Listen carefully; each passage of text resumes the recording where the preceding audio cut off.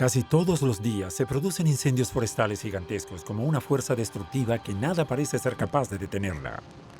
Una hectárea de un bosque de pinos en llamas tiene el poder de una planta de energía nuclear. Decenas de metros de altura se extienden a distancias que superan los 500 kilómetros. Los incendios forestales amenazan y destruyen la vida de millones de personas. Miro hacia arriba y veo todos los árboles de mi vecino en llamas. Todo lo que había detrás estaba cubierto en muros de llamas de 10 a 15 metros de altura. Los que hacen frente a las llamas son bomberos, pero también son científicos. Destacan que el poder devastador de los incendios forestales y algunos de los fenómenos más increíbles, como las tormentas de fuego, son enormes explosiones en llamas. Es una fuga de gas que se esparce muy rápido y se enciende un segundo sobre una superficie muy grande. El incendio puede sobrepasar la copa de los árboles para atrapar y rodear a sus víctimas. Puede crear su propio viento para ganar fuerza y velocidad, alcanzando temperaturas de más de 1000 grados centígrados, suficientes para derretir oro. Además, la vegetación ayuda a que se extienda cientos de metros. Las piñas en llamas salían disparadas, volaban como balas. Para contrarrestar estos incendios, los bomberos e investigadores han creado técnicas eficaces, pero con el calentamiento global, los incendios son cada vez más monstruosos y destructivos.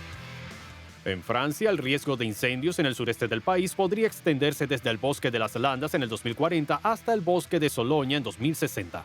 ¿Cómo son estos incendios forestales? ¿Cuáles son sus formas más extremas? ¿Qué medios utilizan para ganar fuerza? Y sobre todo, ¿qué nos depara el futuro? ¿Podemos ganar la guerra contra las llamas? Para averiguarlo, vamos a los Estados Unidos a estudiar incendios gigantes como el incendio Station, un incendio que destruyó un área del tamaño de un condado de Inglaterra. Estos se conocen como megaincendios, tanto por su tamaño como por su fuerza. Y estos escasos incendios no permiten la posibilidad de intervención humana. En Francia, algunas ciudades están cada vez más expuestas a las llamas. Existe una zona en la ciudad de Marsella que está rodeada de bosque. Es muy complicado proteger tanto a las personas como a las propiedades en estas zonas residenciales. En Portugal descubrimos un fenómeno común, los incendios múltiples. Estos provocan que cientos de llamas arrasen una zona al mismo tiempo. Después de eso, quedamos indefensos. Había tantas cosas ardiendo en el suelo que se propagó muy rápido. Llamas tan altas como los edificios, destrucción total de zonas vastas. Gracias a la ciencia descubrimos todo lo que hay que saber sobre los incendios forestales en el centro de las llamas.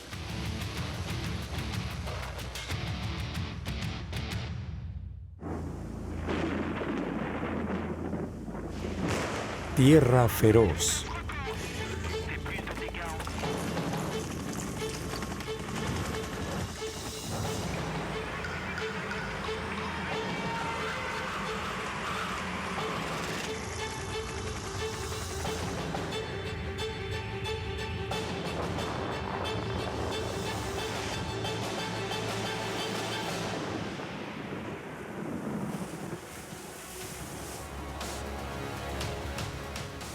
Mega incendios. El fuego siempre nos ha fascinado. Un valioso aliado que hoy se ha convertido en sinónimo de destrucción. 40 millones de hectáreas de tierra se incendian en promedio cada año. Esto equivale al monto anual de Alemania y Suiza. En los últimos años, los incendios forestales han alcanzado tamaños sorprendentes. En Chile, el invierno pasado, más de 180.000 hectáreas fueron devastadas en 2 meses por un incendio que alcanzó una amplitud de 500 kilómetros. En 2009, Australia atestiguó el incendio más mortal de su historia, 231 muertos en un área de 365.000 hectáreas devastada por completo. El equivalente de Bélgica ha desaparecido del mapa.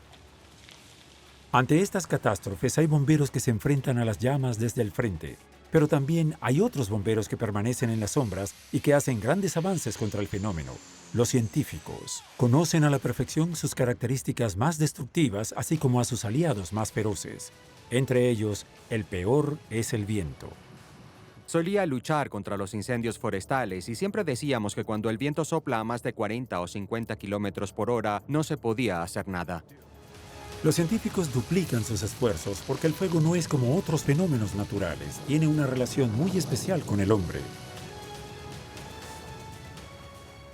No hay muchos desastres naturales en los que los humanos interfieran. No intervenimos en avalanchas o terremotos. Cuando se trata de incendios forestales, sentimos la necesidad de intervenir, por lo que estamos en el centro de la acción, tanto al estar a cargo como al frente, corrigiendo nuestros errores y combatiéndolos. El fuego no requiere de muchos elementos para que se encienda en la naturaleza. En términos científicos, es un fenómeno que se basa en una reacción química bien conocida, la combustión.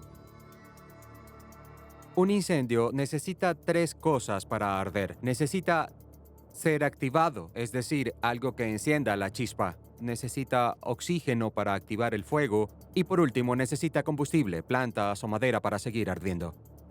El proceso es sencillo. Primero se activa por lo que los investigadores llaman energía de activación. Luego un oxidante, por lo general de oxígeno presente en el aire, que quema el combustible, es decir, la materia prima. Energía de activación, un oxidante y un combustible. Estos 3 elementos son comunes en la naturaleza, sobre todo en los bosques. El combustible. En este caso, la materia vegetal en un incendio forestal, un agente de combustión, el oxígeno y el viento, y la energía de activación, una chispa de arranque. Una chispa, vegetación y aire es todo lo que las llamas necesitan. De este modo surgen 3 tipos de incendios. Incendios en el suelo que queman hojas muertas y residuos de plantas secas. Incendios en la superficie que queman las partes bajas de la vegetación. Y los incendios altos que queman las copas de los árboles. Una vez que se produce, el fuego se mueve más rápido que una persona que camina. Su velocidad de propagación puede superar los 5 kilómetros por hora, con aceleraciones rápidas dependiendo de la forma del terreno. Sin embargo, hay otro factor determinante en la formación de un incendio: la humedad.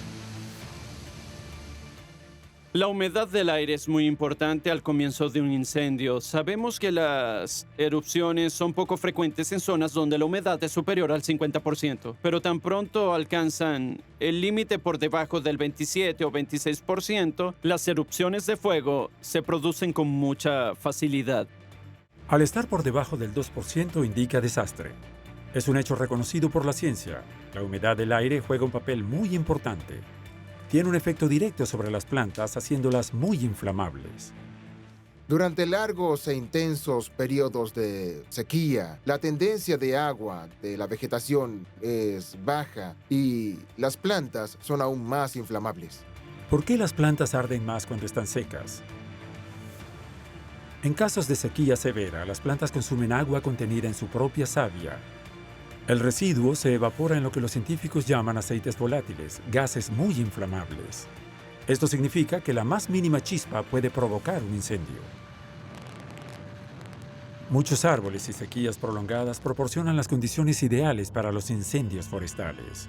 Estas condiciones extremas son de muy alto riesgo. Y por desgracia, estas condiciones están presentes en un tipo particular de clima, el clima mediterráneo. En el clima mediterráneo, las condiciones durante la primavera, el verano e incluso el otoño son muy secas, humedad muy baja y temperaturas muy elevadas. El calor y las sequías en grandes zonas forestales hacen del clima mediterráneo una pólvora de verdad. Este tipo de clima se puede encontrar en partes muy específicas del mundo. Este clima recibe su nombre del Mediterráneo, de países mediterráneos, pero también se puede encontrar en Sudáfrica, California, en partes de Chile y en una pequeña parte de Australia. Zonas de alto riesgo que existen en casi todos los continentes, y es en California donde se produjo uno de los peores incendios forestales de la historia de Estados Unidos, el Incendio Station. El Incendio Station es un récord, porque estamos hablando del incendio más grande que haya ocurrido en Los Ángeles. Si bien algunas partes de Estados Unidos gozan de un clima similar al del sur de Francia, sus bosques son incomparables, cubren un área del tamaño de Europa. El 80% de estos bosques se encuentran al oeste del país y es aquí donde se producen los mayores incendios. Crean lo que los expertos llaman mega incendios. Estos se conocen como mega incendios, tanto por su tamaño como por su fuerza, y estos escasos incendios no permiten la posibilidad de intervención humana. El nombre mega incendio es un término científico. Para ser clasificado como mega, un incendio debe extenderse sobre más de 10.000 hectáreas, un área del tamaño de la ciudad de París. Este fenómeno es poco frecuente en Francia, pero no en los Estados Unidos. A lo largo de los inmensos bosques de América, estos incendios cubren enormes regiones y pueden durar meses. Sin embargo, incluso teniendo en cuenta los casos extremos del país, el incendio Station de 2009 fue algo fuera de lo habitual. Nos encontramos en el centro del Bosque Nacional de Los Ángeles, pero al mismo tiempo estamos en el condado de Los Ángeles. Parece no ser cierto, pero está a solo 45 minutos del centro de la ciudad.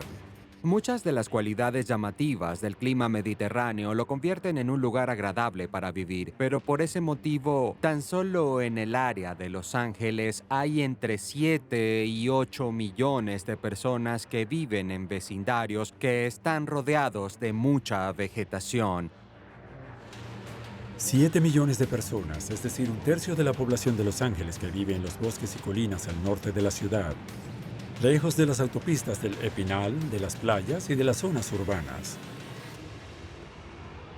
Para vivir en medio de la naturaleza, Robert y Carolyn se establecieron en las afueras al norte de la ciudad, en Big Yahunga. Hoy en día no queda nada de la propiedad de la pareja. Todo comenzó el 26 de agosto de 2009, a pocos kilómetros de aquí. El incendio Station ocurrió un miércoles. El incendio comenzó un poco más arriba, a 16 kilómetros hacia la carretera forestal. Comenzó con gente que arrojaba cenizas de algo que habían quemado en su jardín, y en estas condiciones de calor y sequía creció. Solo unas pocas cenizas fueron suficientes para encender el mayor incendio en la historia de California. Intencional o no, el ser humano es responsable de todos los incendios forestales. Los incendios naturales, como las tormentas eléctricas, forman entre el 5 y el 10% de los agentes de incendios. Por lo general, un incendio comienza en el suelo, en la capa herbácea, y crece en contacto con los arbustos. Desde los arbustos, las llamas llegan con facilidad a las ramas inferiores y luego suben a las copas de los árboles. A esto lo llaman el efecto ascensor. Al principio el incendio Station no era muy potente. Los expertos no estaban preocupados. Pensaron que tenían el fuego bajo control y decidieron dejarlo arder. Cuando el fuego empezó a arder no parecía tan peligroso. La norma que tenemos es que si la amenaza no es extrema, la dejamos arder mientras no pase a un estado mucho más grave. Esto puede parecer sorprendente, pero en los países anglosajones la norma es dejar el fuego en paz, ya que es bueno para algunos ecosistemas. De hecho, una gran parte de las especies de plantas mediterráneas no podrían reproducirse sin fuego. Este es el caso del pino carrasco. Para reproducirse, debe diseminar las semillas que contienen sus piñas. Los conos están sellados con resina y solo se abren en contacto con el fuego. Los incendios forestales, como todos los fenómenos naturales, tienen un propósito. Pero el problema es que también representa un gran riesgo para los seres humanos. Esto es lo que ocurrió en Los Ángeles en 2009. Aunque el incendio Station era pequeño, se perdió el control en segundos. Lo que sucedió fue que las condiciones climáticas cambiaron y el fuego se propagó más allá de ese lugar. ¿Cómo es que un pequeño incendio se convirtió en algo tan incontrolable en unos instantes en Los Ángeles? Debido al mejor aliado del fuego, el viento. Y no cualquier viento.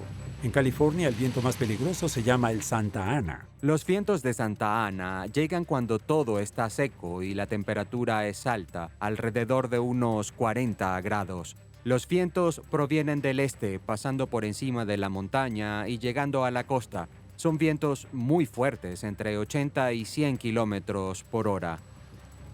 El Santa Ana es el equivalente al viento del Mistral en Francia, pero más grave porque es seco, viene directo del desierto. Y el problema es que la velocidad de propagación del fuego está relacionada con la velocidad del viento. El desastre avanza a una velocidad del viento del 3%. Puedes imaginarte que con un viento de 100 kilómetros por hora, el fuego puede propagarse a 3.000 metros por hora. 300.000 metros son 30 campos de fútbol en una hora. Ese día en Los Ángeles, el poder del fuego se intensificó muy rápido. Luego avanzó hacia el oeste. Luego pasó por la carretera y después se dirigió hacia nosotros. El fuego incluso logró pasar por la carretera. Y es el viento el responsable, ya que causó lo que los científicos llaman salto de fuego. El viento puede transportar partículas ardientes que pueden encender fuegos delante de la llama principal. Las ramas en llamas son transportadas por el viento a través de la carretera y queman la vegetación del otro lado. Estos múltiples saltos de fuego crean tantas líneas de fuego nuevas que deben ser eliminadas antes de que se desarrollen. Los bomberos no lograron extinguirlas a todas. Aunque la velocidad del viento disminuyó, el fuego continuó su curso descontrolado. Incluso con la disminución del viento, las llamas se acercaron a la casa de Robert y Carolyn. En 2 días recorrieron 30 kilómetros llegando a la cima del desfiladero donde vive la pareja. ¿Por qué avanzaron tan rápido cuando no había viento? No había viento. Era un día caluroso, y mientras estábamos allí, un viento de 15 kilómetros por hora vino del desfiladero. Lo que Robert y Carolyn notaron fue un fenómeno que los científicos conocen. En realidad, fue el fuego el que produjo su propio viento. Para arder, el fuego busca consumir todo el oxígeno disponible. Produce un efecto de succión como una gran aspiradora, creando su propio viento para alimentar las llamas. Se crea la succión, donde el aire fresco de alrededor forma un vacío frente a la línea de llamas, lo que genera vientos en el suelo que pueden ser muy poderosos. Una vez encendido, el fuego ya no necesitaba viento del exterior para avanzar. Robert y Carolyn no se dieron cuenta al principio de la gravedad de la situación. Mientras salía para subir pertenencias al remolque, un vecino se acercó y me dijo: «Tienen que salir, les quedan 5 minutos». Miro hacia arriba y veo los árboles de mi vecino envueltos en llamas. Todo lo que había detrás estaba cubierto en muros de llamas de 10 a 15 metros de altura. Fue una emergencia total. El incendio, que hasta ese momento había estado por el suelo, llegó hasta las copas de los árboles, la cima. Lo llamamos el fuego de la corona. Cuando sucede en un bosque, es muy peligroso estar en esa situación porque el fuego pasa por encima de ti. Las llamas se desplazan de árbol en árbol con mayor potencia y velocidad, dado que se alimentan por la gran cantidad de hojas. Tan pronto el fuego llega al nivel del árbol, se convierte en un incendio completo. Estos ya no pueden ser controlados por los humanos. Solo había una solución para la pareja: huir. Robert y Carolyn salen en sus autos, uno detrás del otro, cuando de repente Robert, que va al frente, ya no puede ver a su esposa en el espejo retrovisor. Me asusté. No estaba seguro si ella había salido del auto y huyó, pero me di cuenta que si salía del auto, quizás me quemaría. Y tuvo razón, el calor es inmenso. De hecho, en un incendio, la vida vegetal de la región produce temperaturas elevadas. Cuando las especies de arbustos se incendian, pueden alcanzar temperaturas de hasta 200 y 300 grados centígrados aproximadamente. Pero las especies que se han desarrollado con el fuego pueden alcanzar más de 1000 grados centígrados. 1000 grados es la temperatura para derretir el oro. ¿Por qué tanto calor? Los científicos descubrieron que estas plantas en realidad necesitan fuego y contienen gases altamente inflamables. Cuando se incendian, estos gases llamados pirofitos elevan el termómetro hasta 5 veces la temperatura de un incendio promedio. Por suerte, Carolyn se unió a su esposo y condujeron a toda marcha en medio del incendio. Luego de avanzar unos metros, Robert y Carolyn consiguen salir del desfiladero, dejando al fuego detrás de ellos. Pero el impacto es catastrófico para la pareja y sus vecinos. Menos de 50 casas fueron destruidas por las llamas. Casi toda la vegetación fue devastada. Entonces, ¿a qué se debe ese nivel de destrucción? La respuesta es simple pero sorprendente. Al querer reducir los riesgos de incendios, hemos creado las condiciones para que estos mega incendios lo destruyan todo. El problema hoy en día en California y en todos los lugares en un clima mediterráneo es que debido al peligro, la gente ya no provoca los incendios. Y al prevenir que los incendios eliminen los bosques y la madera muerta, hemos creado una gran cantidad de combustible. Es por eso que el fuego se vuelve muy caliente.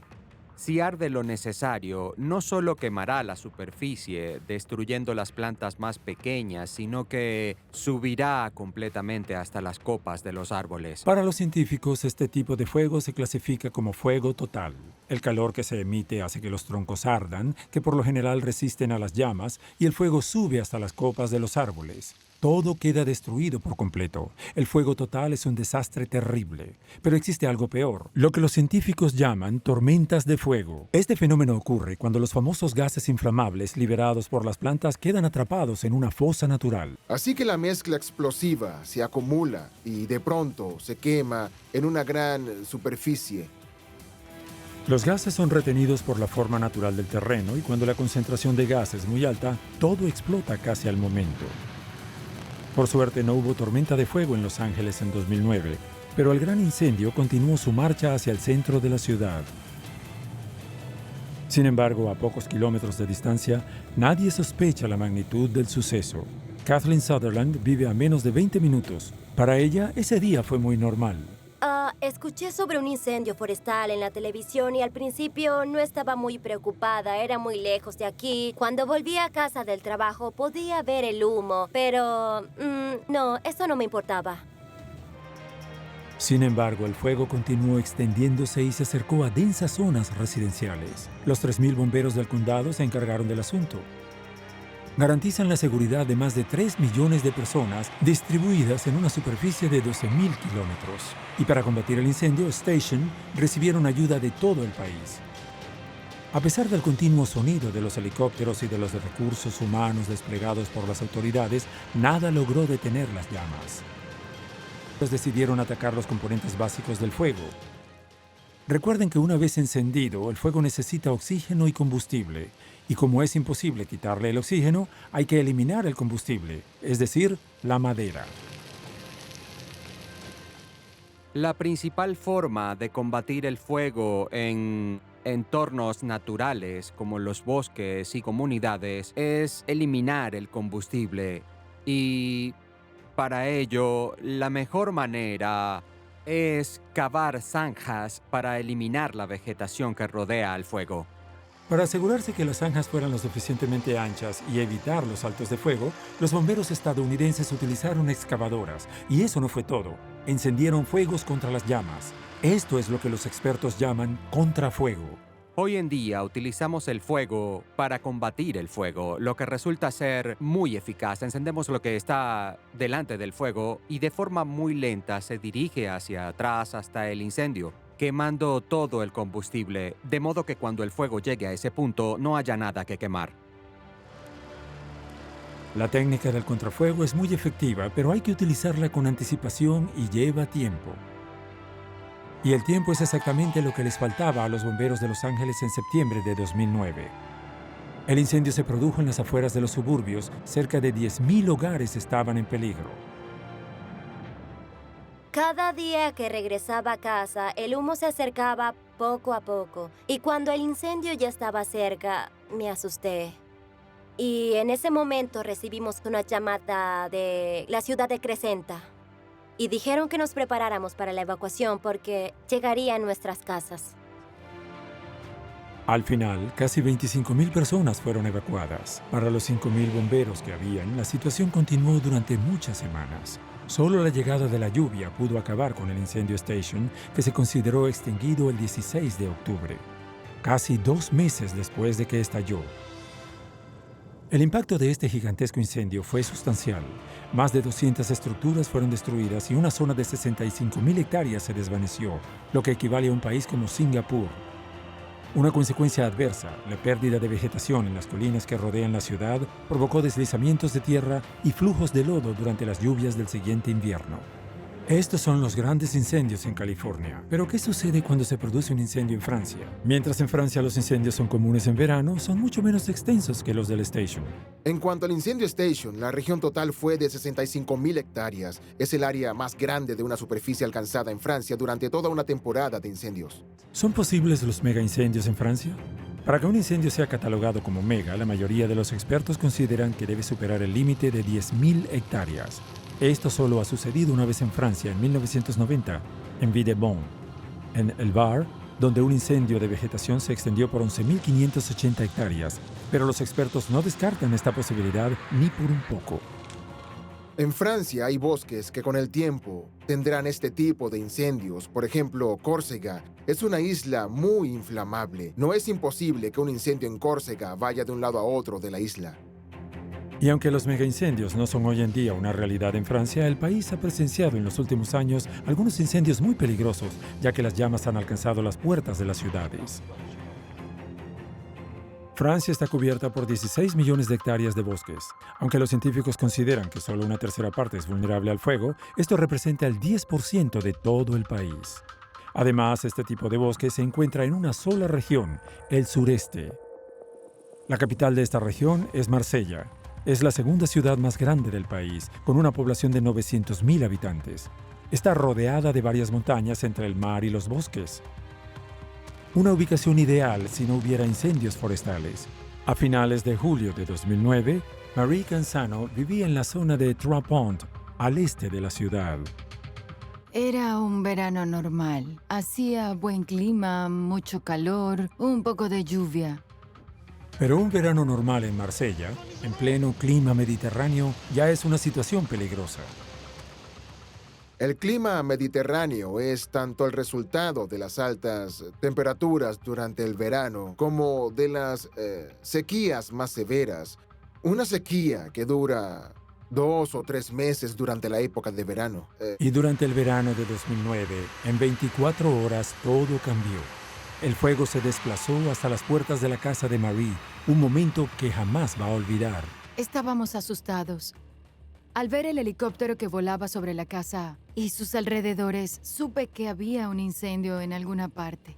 El 22 de julio, a menos de 10 kilómetros de la ciudad, se inició un incendio en el campamento militar de Carpián, provocado por un disparo durante el entrenamiento. Al principio, solo unos pocos arbustos estaban en llamas, pero en esta región, durante el verano, la chispa más pequeña puede desencadenar un desastre. En la mitad del verano, las temperaturas pueden superar los 30 grados. La humedad se reduce en un 15 a 18% y entonces, por desgracia, el viento puede activar el oxígeno de un incendio.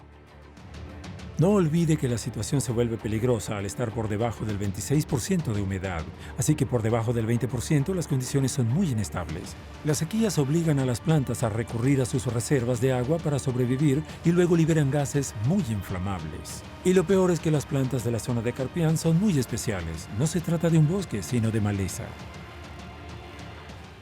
Por lo general son los arbustos y la hierba los que forman capas de vegetación baja.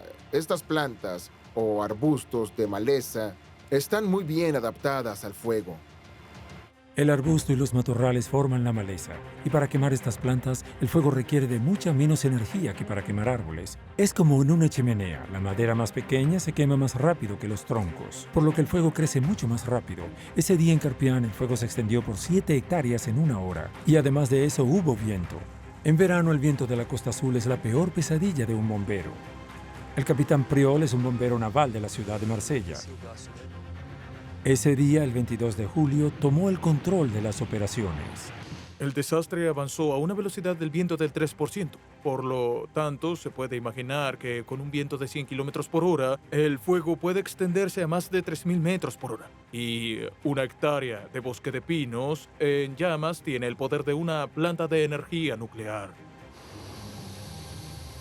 Hay que recordar que una vez que el fuego es encendido por una chispa, es el oxígeno del aire el que quema el combustible, es decir, la vegetación. Cuanto más viento hay, más aire y oxígeno hay, y más rápido se queman las plantas.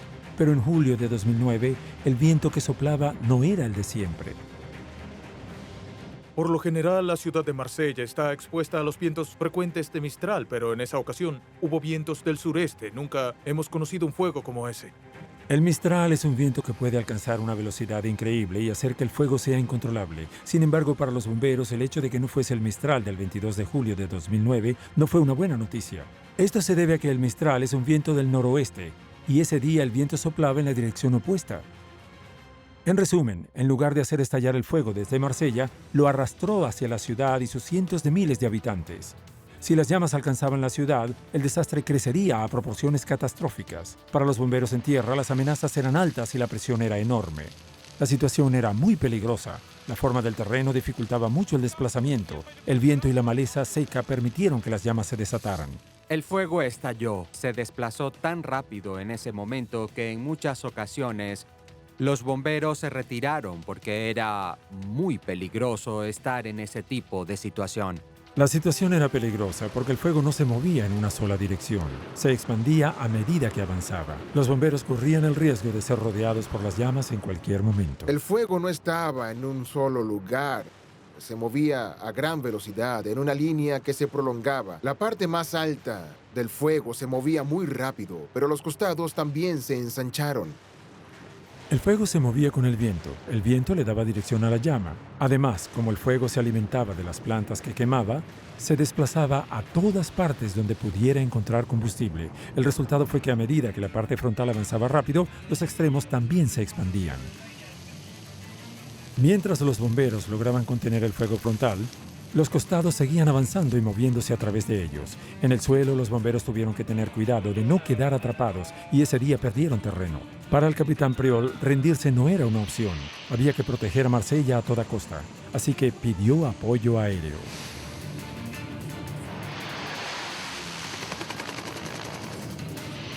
Desde el comienzo se advirtió a la base de seguridad civil más cercana. Oliver Le Chevalier es un piloto experimentado que ha trabajado en más de 1000 misiones de incendios. Él dirigió la acción aérea contra el incendio de Carpián desde su Canadair. Desde el principio fue una carrera contrarreloj porque cuando el fuego está bien consolidado debido a factores higrométricos como la fuerza del viento, la temperatura, la sequía, es tan potente que incluso si tuviéramos el doble o el triple de recursos no podríamos extinguirlo, sería imposible.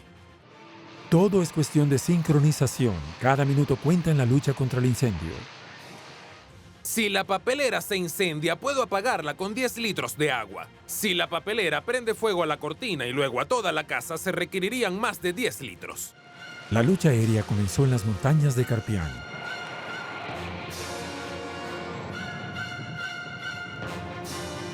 Los Canadairs no solo arrojan 6.000 litros de agua para apagar el fuego. Tratan de esparcir un producto químico sobre el fuego. Este producto se llama ignífugo y se mezcla con agua.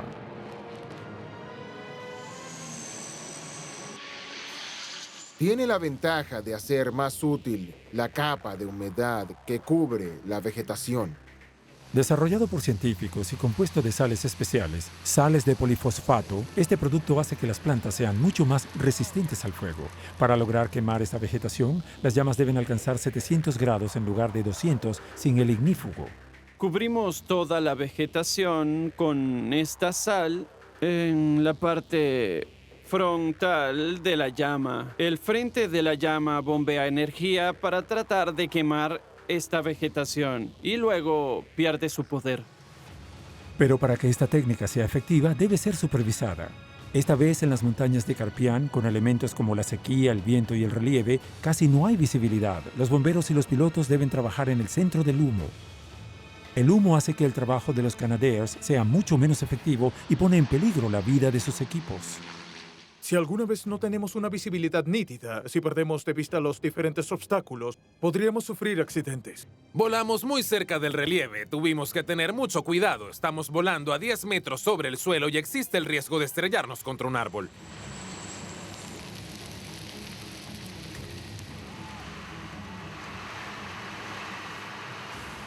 Sobre todo en altas dosis, el humo generado por los incendios forestales puede ser tóxico, dado que contiene monóxido de carbono, vapores y gases irritantes. En consecuencia, el humo se desplaza muy rápido y puede causar asfixia e incomodidad. A medida que las llamas se acercaban a la ciudad, los hidroaviones ya no podían utilizarse para evitar herir a los habitantes.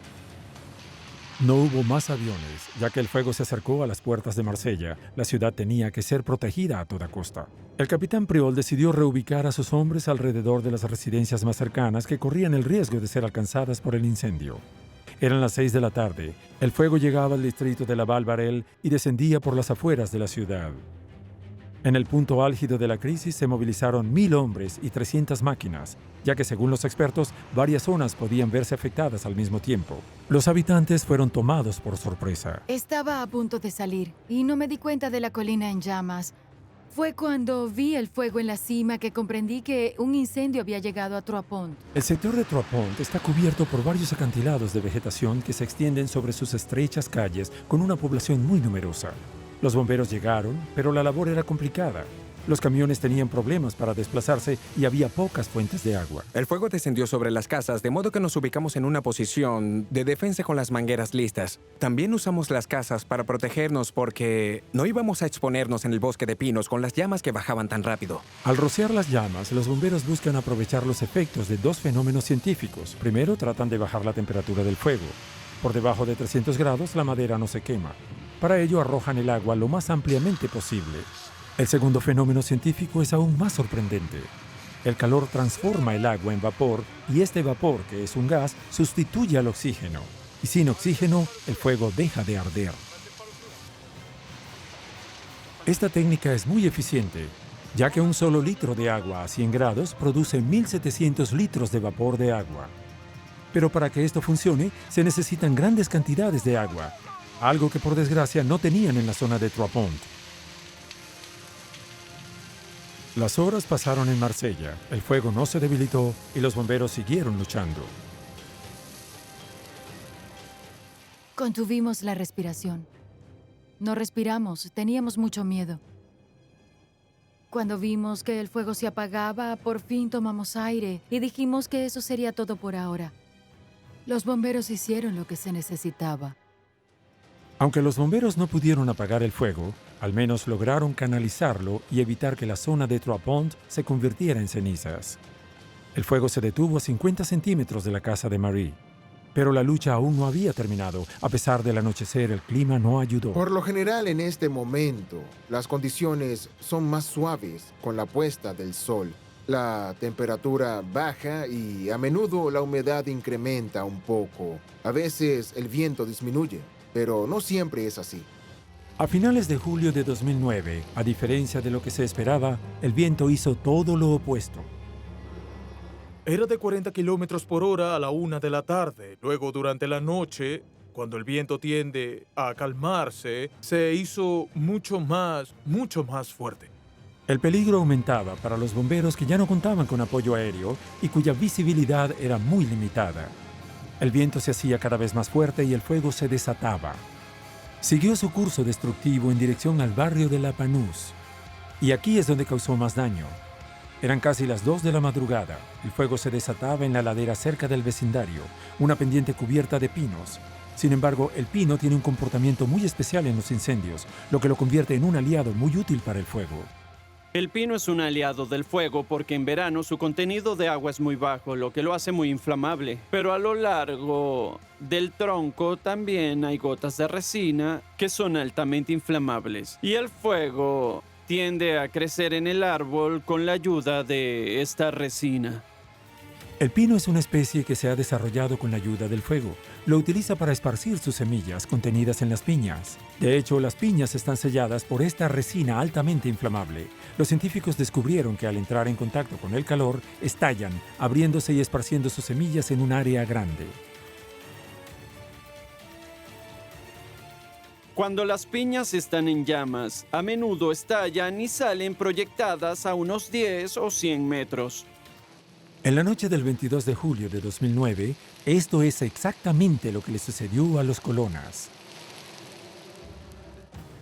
Las piñas en llamas salían disparadas, volaban como balas. Entraron en la casa una por una. La casa no se incendió de inmediato.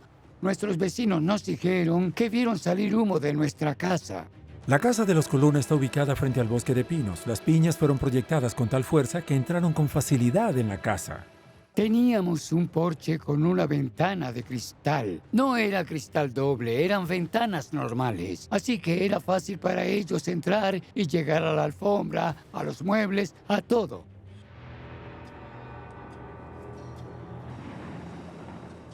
Cualquier abertura, una ventana abierta, una persiana que no está cerrada, una ventana que explota debido al calor, con cualquier abertura, las partículas en llamas entran en la casa en grandes cantidades y encienden todo lo que se puede quemar en una casa, ya sea un sofá o una cortina, y cuando eso sucede ya es demasiado tarde.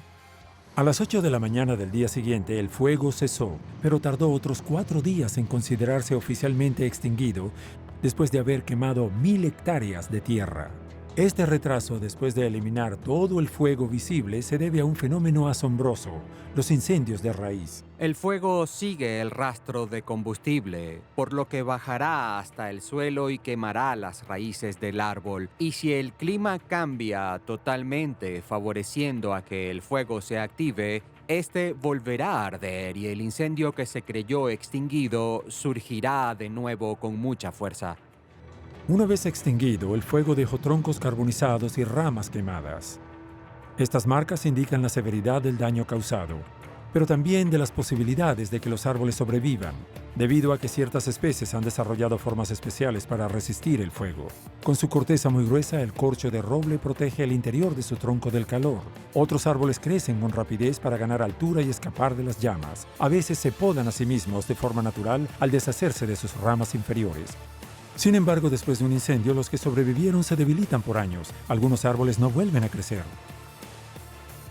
Pero algunas especies recurren a métodos para emerger de las cenizas. Este es el caso de la mayoría de las maderas duras, que son capaces de crear nuevas ramas de troncos carbonizados. En cuanto a la mayoría de las maderas blandas, se regeneran cuando las semillas que soltaron germinan después de un incendio. Para los colonas, este incendio fue un desastre. Pero el daño podría haber sido mucho peor. Los bomberos lograron una operación excepcional al proteger Marsella de las llamas.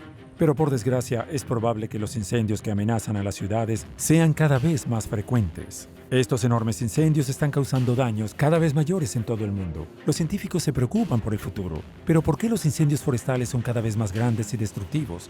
¿Qué nos aguarda en el futuro?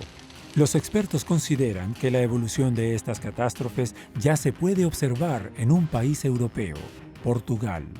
Portugal ya está experimentando esto y espero que Francia no tenga que experimentarlo en los próximos años, pero es posible. Este es el fenómeno de los grandes incendios simultáneos. Las imágenes satelitales de estas fechas muestran varias columnas de humo que provienen de Portugal continental y llegan hasta el Océano Atlántico, lo que es muy sorprendente.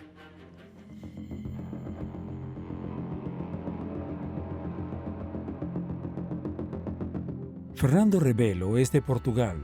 Durante el verano, en su pueblo, los incendios se han vuelto muy frecuentes. Es algo con lo que convivimos. Cada año hay un incendio. Era habitual. Recuerdo haber conducido en mi auto junto a un incendio. Se siente el calor a través de las ventanas. A menudo se oye a los bomberos. Se ve humo a lo lejos. Es muy normal. Los incendios en Portugal no son nada nuevo, pero en los últimos años las cifras se han elevado. En 2016, 160.000 hectáreas fueron consumidas por las llamas. Eso es casi 3 veces más que el incendio Station de Los Ángeles. Y lo peor es que cientos de incendios pueden suceder al mismo tiempo en todo el país. El clima portugués es muy similar al del sur de Francia, y las plantas tienen orígenes similares. Sin embargo, en este país, el número de incendios forestales aumenta de forma continua. Entre 2003 y 2005, fueron 2 años terribles, 2 temporadas de incendios devastadoras en Portugal. El 23% de la superficie forestal del país fue quemada. Eso es muy grave. Una cuarta parte de los bosques de Portugal del tamaño de Córcega se han desvanecido en 3 años. Entonces, ¿qué explica esta magnitud? Para entenderlo, basta con analizar lo que sucedió en este país durante el verano de 2016. El 8 de agosto de 2016, 35 incendios asolaron la ciudad de Porto, mientras que un centenar de incendios asolaron el norte del país. Y el fuego avanzó más allá de los límites de la ciudad, no como en Marsella. Esta vez entró en la ciudad de Funchal y casi destruye su casco histórico. Cuando observas la extensión del daño, 110 casas destruidas, más de 200 establecimientos, demuestra que se trata de un nuevo tipo de incendio para el que tenemos que prepararnos. Nunca había sucedido en Europa que una gran ciudad fuera casi destruida por los incendios forestales. Entonces, ¿Qué sucedió el 8 de agosto? El verano de 2016 en Portugal estuvo caracterizado por un calor y una sequía intensos, incluso más de lo normal. En los últimos años, el sur de Europa ha experimentado un calentamiento que hace que las condiciones climáticas sean cada vez más extremas. Por desgracia, son las condiciones favorables para los incendios forestales. Todos los factores procedieron de la misma manera. Un aumento simultáneo de la temperatura, lo que aumenta el riesgo junto con un incremento de las condiciones de sequía. Otro factor se sumó a estas condiciones peligrosas. Un factor que lo cambió todo. Hubo un periodo que se puede caracterizar como un periodo de viento de Siroco, un viento muy caliente que proviene del sur y del norte de África. De nuevo, el viento convirtió la situación en una pesadilla. Y no cualquier viento, el viento de Siroco, caracterizado por un intenso calor y sequedad, tiene su origen en el centro del Sahara. Cuando azotó Portugal el 8 de agosto, la más mínima chispa causó muchos desastres. Fue todo una escena de horror. Mi madre gritaba, mi padre lloraba. No quedó nada, todo se quemó en cenizas. Salga de la casa, pero con cuidado, hay fuego adentro. Ese día en la isla de Madeira se produjo un incendio en las afueras de la capital regional, Funchal, que quemó gran parte del casco histórico en pocas horas. ¿Pero cómo? De hecho, el fuego avanzó al centro de la ciudad por un árbol muy inflamable, el eucalipto. Conozco muy bien el eucalipto. Hay algunos abetos, algunos robles, pero es la especie que se desarrolla. El eucalipto es una especie que se encuentra por todo Portugal, pero no es propio de este país, sino del otro lado del mundo, Australia. El eucalipto australiano fue plantado en Portugal por las industrias papeleras para generar energía o para fabricar madera industrial. El eucalipto y el fuego tienen una larga historia. En su país de procedencia es el causante de inmensos incendios que provocan disturbios todos los años durante la estación de sequía. Sus características, conocidas por los expertos, lo convierten en un muy buen aliado para el fuego. Fernando sabe algo de esto. Luchó contra el fuego en las afueras de su pueblo. Sucedió en agosto. Estaba pasando las vacaciones con unos amigos que habían venido a quedarse y comenzó justo al lado de mi casa. Fernando fue de inmediato a la escena. Se dio cuenta de que las hojas y trozos de corteza de eucalipto que cubrían el suelo estaban en llamas. El fuego se estaba expandiendo, así que lo vencimos. Cuando había una llama, la golpeamos para apagarla, pero después con el extintor logré apagar algunas más, pero al rato nos quedamos sin energía. Había tantas cosas ardiendo en el suelo que se propagó muy rápido. Los científicos saben que las hojas de eucalipto se descomponen poco a poco. En verano, esta capa de hojas que cubren el suelo están esperando la oportunidad de encenderse. Por suerte, los bomberos llegaron muy rápido. Fernando tuvo suerte. Pero en la ciudad de Funchal, en 2016, fue otra de las características del eucalipto la que provocó el desastre. Cuando el eucalipto se quema, los pedazos de corteza producen partículas ardientes y estas partículas pueden ser transportadas a varios metros. Los fragmentos de corteza son muy ligeros. No olvide que las piñas explotan al contacto con el fuego y se proyectan a unas decenas de metros. Con corteza y hojas de eucalipto es mucho peor. La distancia puede llegar a cientos de metros. Impulsada por el viento, la corteza en llamas cayó en el centro de la ciudad, en casas con ventanas abiertas. Estos edificios se incendiaron de inmediato. Imagínense una lluvia de cenizas ardientes que cae al azar en toda una zona y luego sobre una casa abandonada con vidrios rotos y una puerta abierta. La casa se incendia y las de los alrededores están en peligro. Para la población local y los turistas, la situación es catastrófica. Hay humo por todas partes. El aire pasó a ser sofocante. Había polvo por todas partes. Era agobiante. Ese día Funchal estaba al borde del caos, sobre todo porque la isla de Madeira está a 1000 kilómetros del resto de Portugal, lo que hace imposible que lleguen refuerzos. Al final, la ciudad se salvó gracias a un cambio en el clima. El viento bajó y la humedad subió, lo que detuvo el incendio. Pero en el resto de Portugal, los incendios continuaron durante semanas y con el calentamiento global nos arriesgamos a tener cada vez más desastres como los que asolaron Portugal durante el verano de 2016. Ya se ha observado que los incendios forestales han estado aumentando. Y algunos estudios atribuyen este aumento de incendios forestales al cambio climático. En Francia los cambios actuales son irreversibles y amenazan con modificar muchas cosas. En el caso de Francia, el riesgo de incendios que existe en el sureste del país podría extenderse desde el bosque de las Landas en el 2040 hasta el bosque de Sologne en el 2060. La Sologne, en las afueras de París. La situación puede ser desastrosa, ya que los bosques de la mitad del norte de Francia están poblados por especies arbóreas que no están adaptadas al fuego y que por lo tanto corren el riesgo de no poder regenerarse. Esto también significa que los planes de prevención y control tendrán que ser revisados a fondo. Debemos actuar para no tener que afrontar situaciones catastróficas como el incendio Station, pero en esta ocasión en Europa. Para los científicos, la extensión de la zona afectada no es el único efecto del calentamiento global. Ya está produciéndose durante las temporadas de incendios forestales y esto sucede en todas partes del planeta. En el pasado, cuando la temporada de incendios comenzaba en Los Ángeles, era alrededor de mayo y duraba hasta el mes de octubre. Ahora las condiciones de sequía y los componentes de combustión hacen que la temporada inicie a principios de marzo o en abril. En los últimos años, el número de incendios forestales ha aumentado en gran medida. Tanto así que, según algunos estudios, son los responsables del 20% de las emisiones de gases de efecto invernadero.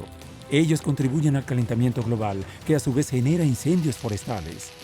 Otro proceso que no es normal ha comenzado.